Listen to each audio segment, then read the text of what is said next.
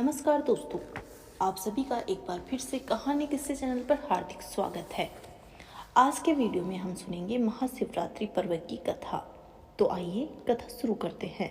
कथा शुरू करने से पहले अगर आपने चैनल को सब्सक्राइब नहीं किया है तो जरूर करें और कमेंट बॉक्स में हर हर महादेव जरूर लिखें। आइए कहानी शुरू करते हैं। एक बार शिवजी संसार घूमने निकले तो पार्वती जी ने भी हट पकड़ ली कि मैं भी साथ चलूंगी। शिवजी ने पार्वती को बहुत समझाया और कहा कि पार्वती जी, संसार में दुख बहुत है, तुम देख नहीं सकोगी, सो तुम मेरे साथ मत चलो। पर पार्वती जी नहीं मानी। अंत में शिवजी ने उन्हें अपने साथ ले लिया। शिव पार्वती नांदी पर सवार होकर चले। राह में पार्वती ने एक घोड़ी को देखा। वो कभी उड़ती थी, कभी बैठती थी और कभी पैर पटकती थी। ऐसा प्रतीत होता था कि वो बहुत ही कष्ट में थी। पार्वती जी ने पूछा कि शिव जी, इस घोड़ी को क्या कष्ट है?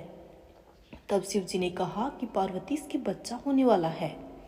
पार्वती ने कहा, ओहो शिव जी, बच्चा होने से अगर इतनी अधिक तकलीफ होती है तो मुझे तो बच्चा कभी नहीं चाहिए। शिव जी ने कहा कि अभी तो आगे चलो, देखती जाना क्या क्या आता है। आगे की राह में एक गाय कष्टी मिली। उसका कष्ट और दर्द से चटपटाना देखकर पार्वती जी ने फिर से शिव जी से पूछा कि इस गाय को क्या कष्ट है। शिव जी ने कहा कि इसके भी बच्चा होने वाला है। पार्वती जी ने कहा कि शिव जी, बच्चा होने में तो बहुत कष्ट होता है, मैं तो इतना कष्ट नहीं सह पाऊंगी, तो मुझे बच्चा नहीं चाहिए। आप मेरे साड़ी के पल्लू में गांठ लगा दीजिए जिससे कि मेरा बच्चा नहीं हो। शिव जी ने पार्वती जी से कहा कि मेरी लगाई हुई गांठ बाद में तुम चाहोगी तब भी नहीं खोल पाओगी, सो अभी आगे चलो।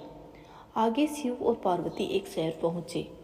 शहर में कोई उत्साह नहीं हो रहा था, चहल पहल नहीं थी। सारी प्रजा मुंह लटकाए डरी सहमी सी थी। स्वयं राजा भी उदास और परेशान दिखाई दे रहा था। राम निवास में रानी के कष्ट बेहाल हो रही थी। दासियां भाग दौड़ कर रही थी।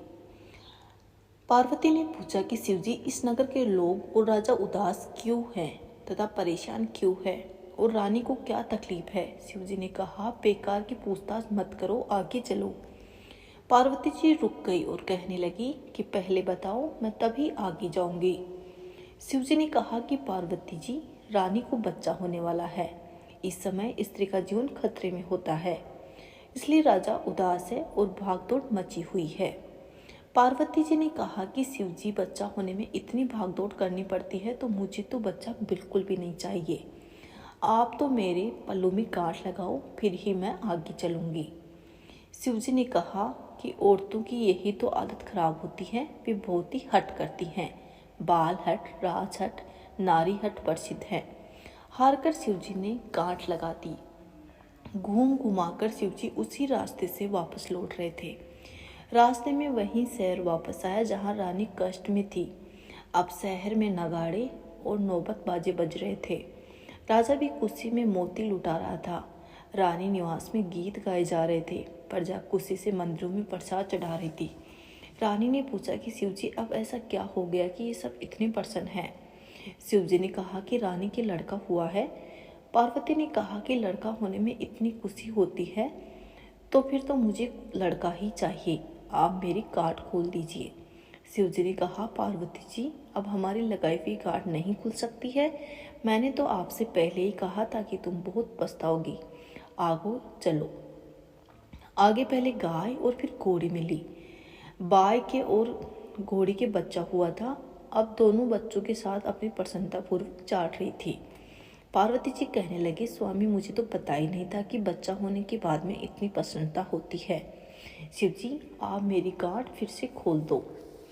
शिवजी ने कहा कि तुम घर चलो। पार्वती जी, हमारी लगाई हुई गांठ तो नहीं खुलेगी, किंतु तुम घर चलो, कुछ उपाय करेंगे। घर पहुंचकर पार्वती जी ने नहाने से पहले पीठी करी। उस पीठी के मैल से शिवजी के एक पुतला बनाया और उस पुतले में जान डाल दी और कहा कि यही तुम्हारा बेटा है, इसे गणेश कहकर पुकारा करो। एक दिन पार्वती जी नहा रही थी, सो बेटे से कहा कि बेटे, तुम दरवाजे पर रहो, मैं नहा रही हूँ, किसी को अंदर मत आने देना। संयोग से तभी शिवजी आ गए। गणेश जी ने उन्हें भीतर नहीं जाने दिया। शिवजी ने बहुत कहा कि ये बात दूसरों के लिए कही हो कि मेरे लिए नहीं, मैं तो पार्वती जी का पति हूँ। किंतु गणेश जी ने कहा कि माता की आज्ञा है, किसी को भीतर ना जाने दूँ, सो मैं आपको भीतर नहीं जाने दूंगा। शिव जी को भी क्रोध आ गया, उन्होंने अब उसका सिर काट दिया। तब भी पार्वती जी नहाकर आ गई।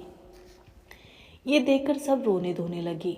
शिव जी ने वापस आकर सिर ढूंढने की बहुत कोशिश की, किंतु सिर न जाने कहाँ जा गिरा, मिला ही नहीं। तब शिव जी ने अपने गणों को संसार में भेजा कि कोई औरत अपने बच्चे को पीठ देकर सो रही हो, उसी के बच्चे का सिर काट कर ले आओ। गणों को कोई भी औरत ऐसी नहीं मिली।